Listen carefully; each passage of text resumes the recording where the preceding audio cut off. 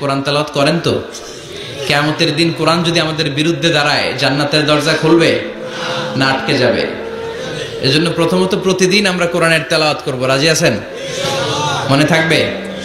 যারা কোরআন জানেন না, হুজুর কোরআন শিক্ষার আসর একটা করবেন সান্ধ্যকালীন রমজান মাসে। মুরব্বীরা, বয়স্করা যারা কোরআন পড়তে পারে না, তারা এখানে এসে কোরআন শিখবেন। রাজি আছেন তো? আমরা কোরআন জেনে বুঝে মরতে চাই। রাজি আছেন? কোরআন শিখলেও লাভ, শিখাইলেও লাভ। খায়রুকুম মান তাআল্লামাল কুরআন ওয়া আল্লামা।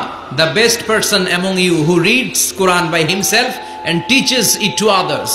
সবচেয়ে সেরা আল্লাহর কাছে সে যে নিজেও কোরআন পড়ে অন্যেরও পড়ায় দেয়। আপনি যদি কাউকে শুধু সূরাতুল ফাতিহাটা শিখিয়ে দেন, সে সারা জীবনের নামাজে যত সূরা ফাতিহা পড়বে তার সওয়াব তো তার থাকবেই, ওইটার একটা পার্সেন্টেজ সওয়াব আপনার আমলনামায় আছে না নাই? কি এক কিতাব, এক অক্ষর পড়লে 10টা নাকি? সুবহানাল্লাহ বাড়িতে যায় বললেন। এক আয়াত পড়লে জান্নাতের বিল্ডিং এক এক তলা করে লম্বা হতে থাকে। তেলাওয়াত নিজ কান দিয়ে ঠান্ডা মাথায় শুনলে আকাশ থেকে রহমতের ঝিরিঝিরি বাড়িধারা নামতে থাকে। অন্যকে শিখাইয়ে দিলে আল্লাহর কাছে শ্রেষ্ঠ লোকদের তালিকায় নাম চলে যায়। এজন্য কোরআনের সাথে অ্যাটাচমেন্ট উইথ দ্য হোলি কোরআন বাড়ানোর দরকার আছে না নাই? কোরআনের প্রতি আমাদের আরেকটা দায়িত্ব হচ্ছে টু মেমোরাইজ দ্য হোলি বুক কোরআন। কোরআনকে মুখস্থ করা। অনেকে মনে করে যারা হেফজখানায় পড়ছে, যাদেরকে পাগড়ি দিলাম, এদেরই দায়িত্ব কোরআন মুখস্থ, এরাই করবে। না, এটা আমাদের সবার দায়িত্ব, এটা গ্লোবাল দায়িত্ব, এটা পুরো উম্মার দায়িত্ব। আমরা যে যতটুকু পারি, যতগুলো সূরা পারি মুখস্থ করার চেষ্টা করব। রাজি আছেন? সবাই রাজি আছেন তো? কোরআনের প্রতি আমাদের সবচেয়ে বড় দায়িত্ব হচ্ছে মাতৃভাষায় আমাদের এই কোরআনকে বুঝতে হবে। ঠিক কিনা? আল্লাহ কি বলছেন, কি আমাদেরকে জানাতে চাইলেন, সব আল্লাহ বলে দিয়েছেন এই কোরআনে। নতুন করে আল্লাহ আকাশ থেকে কিছু আর পাঠাবে? সব সমাধান এই বইয়ের ভিতরে দিয়ে দিয়েছে। তো আল্লাহ কি সমাধান দিলেন, কি রোড ম্যাপ দিলেন, কি কর্মসূচি ঘোষণা করলেন, জানার দরকার আছে না নাই? এজন্য কোরআনের বঙ্গানুবাদ পড়বেন। বাংলা ভাষায় কোরআন পাওয়া যায়, মোবাইলে অ্যাপস পাওয়া যায়। সব জায়গায় আমরা বলি মোবাইলের অ্যাপসে বাংলা কোরআন রাখবেন, তাফসীর রাখবেন। ইসলামিক লাইব্রেরিগুলো থেকে কোরআনের বঙ্গানুবাদ নিয়ে আসবেন। রমাদানে 7 খতম 8 খতমের কোনো দরকার নাই, একটা খতম দেন, আর বাকি সময়টা মাতৃভাষায় পড়েন। আল্লাহ কি বলতে চাইলো? আল্লাহ কসমোলজির কথা, জিওলজির কথা, বায়োলজির কথা, এমব্রয়োলজির কথা, বুটানির কথা, হিউম্যান অ্যানাটমির কথা, এমন কোনো বিষয় নাই যে বিষয়ের ব্যাপারে আল্লাহ কোরআনে কোনো কথা বলে নাই। পড়েন সুবহানাল্লাহ। এজন্য মাতৃভাষায় কোরআন বুঝতে হবে। প্রতিদিন একটা করে আয়াত হলেও আমরা কোরআনের বাংলা অনুবাদ পড়ার চেষ্টা করব। রাজি আছেন? বানসারামপুরের ভাইরা সবাই রাজি? বাংলায় কোরআন পড়ব। কোন ভাষায়? সবাই রাজি তো? আওয়াজ করে পড়েন ইনশাআল্লাহ। আল্লাহ তুমি কবুল করো, আল্লাহ তুমি বরকত দাও। সম্মানিত ভাইয়েরা, আমি আপনাদের খেদমতে কোরআনের ছোট্ট একটা সূরা তেলাওয়াত করেছি। আসুন এই সূরার আলোকে কিছু কথা এই চমৎকার রজনীতে আমরা শুনবার চেষ্টা করি। এই সূরাটি মাক্কি সূরা, কোরআনের 102 নম্বর সূরা। সূরাটির নাম সূরাতুত তাকাসুর। সূরাটির নাম কি? আত-তাকাসুর। ছোট্ট সাইজের একটি সূরা, অনেকের মুখস্থ আছে না নাই? বিশ্বনবী একবার রাত্রিবেলা সাহাবাদেরকে বললেন, তোমাদের মধ্যে কে আছো রাতের বেলা 1000 কোরআনের আয়াত পড়ে বিছানায় ঘুমোতে যাবা? হাত তোলো। কেউ হাত তোলে না। ওমি 1000 আয়াত কি বাড়ির কাছের কথা? কথা বলেন। বিশ্বনবী বললেন, কে আছো তোমাদের মধ্যে রাত্রিবেলায় বিছানায় ঘুমোতে যাওয়ার আগে 1000 কোরআনে কারীমের আয়াত তেলাওয়াত করে ঘুমাতে যাবা? দাঁড়াও। কোন সাহাবী দাঁড়ায় না। বিশ্বনবী ডানে তাকায়, বায়ে তাকায়, সামনে তাকায়, কেউ হাত তোলে না। বিশ্বনবী বললেন, ও সাহাবারা, এবার বলো তোমাদের মধ্যে কে কে আছো সূরাতুত তাকাসুর পরে রাত্রে বিছানায় ঘুমোতে যেতে পারবা? এবার সব হাত উঠে গেছে। সুবহানাল্লাহ পড়েন। বিশ্বনবী বললেন, তোমাদের মধ্যে যদি কেউ রাত্রিবেলা একবার সূরাতুত তাকাসুর তেলাওয়াত করে বিছানায় ঘুমোতে যাও, আমল নামায় 1000 আয়াত তেলাওয়াতের সওয়াব দিয়ে দিবে কে? চিৎকার করে আল্লাহু আকবার।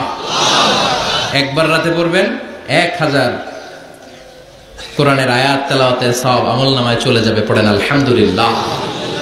আত-তাকাসুর তাকাসুর মানে সম্পদ নিয়ে, প্রাচুর্যতা নিয়ে, অর্থ নিয়ে বাড়াবাড়ি করা, গর্ব করা, অহংকার করা।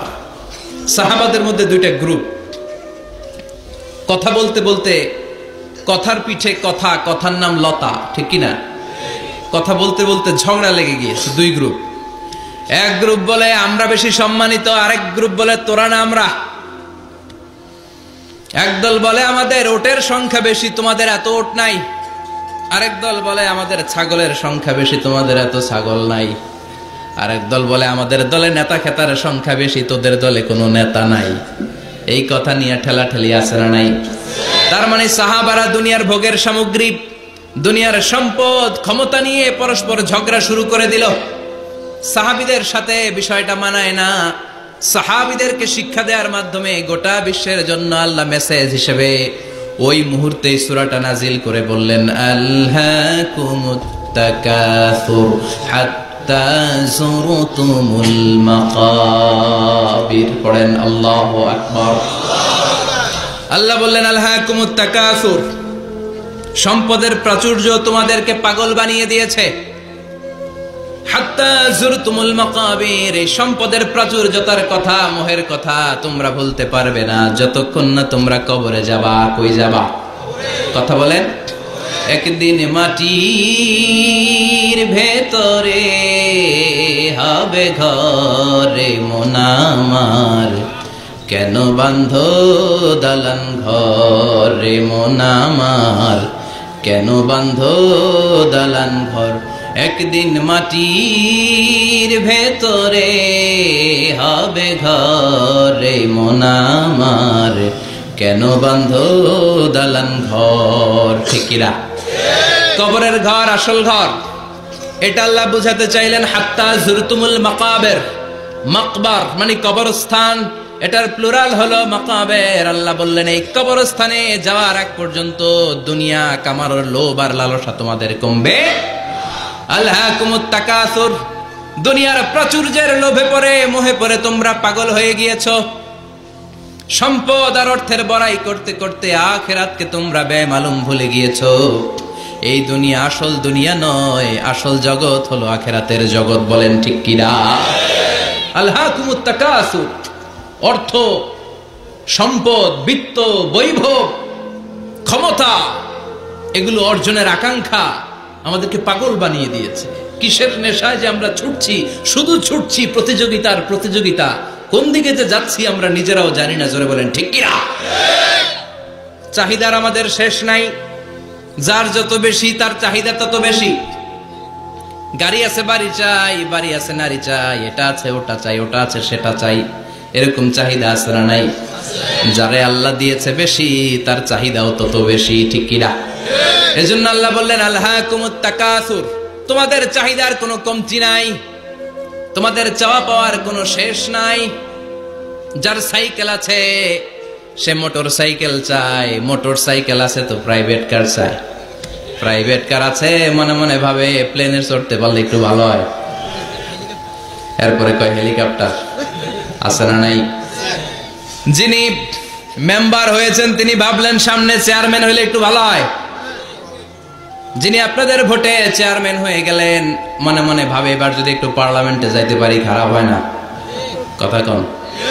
পার্লামেন্টও নিছেন ওনারে, এবার মনে মনে ভাবে একটা মন্ত্রণালয়ের দায়িত্ব যদি পাই খারাপ হয় না, এলাকার উন্নয়ন বেশি বেশি করা যাবে।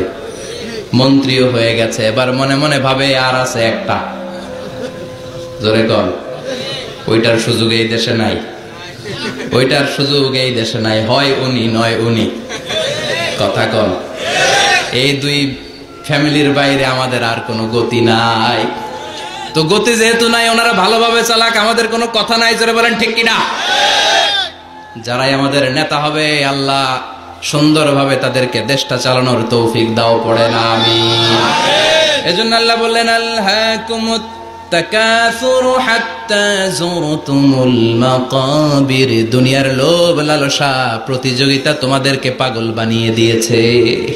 পাগল পাগল হয়ে গিয়েছি, আরো চাই, আরো লাগবে, আমার আরো লাগবে, এরকম মানসিকতা আমাদের অন্তরের ভেতরে আছে না নাই? এই মানসিকতারে বলে ফকিরি মানসিকতা। কথা কন। বারবার যারা চায় রে কি বলেন? ফকিন্নি। জুমার দিন জুমার নামাজের পরে 5 টাকা দিলেন, দেখবেন আপনারটা থাপা দিয়ে দৌড়ে আরেকজনের কাছে যায়, ওনারটা নিয়ে আবার আরেকজনের কাছে যায়। যেদিকে এই টাকা দেয় ওইদিকে উনি আসে না নাই, কারণ নাম হলো ফকির। নাম কি? আমরা সবাই এরকম ফকির। ধনী হলো একজন, তিনি কে? ইয়া আইয়ুহান নাসু আনতুমুল ফুকারাউ ইলাল্লাহ ওয়াল্লাহু হুয়াল গনিয়ুল হামিদ। আল্লাহ বললেন, গোলাম তোরা সবাই ফকিরের বাচ্চা। আমরা কি? ওই যে কয় না, ফকিরের বাচ্চা কইতে প্রেস্টিজে লাগে, কিন্তু কোরআনে কিন্তু আল্লাহ কয়ে দিচ্ছে আনতুমুল ফুকারা ইলাল্লাহ, তোমরা সবাই আল্লাহর দিকে ফকির।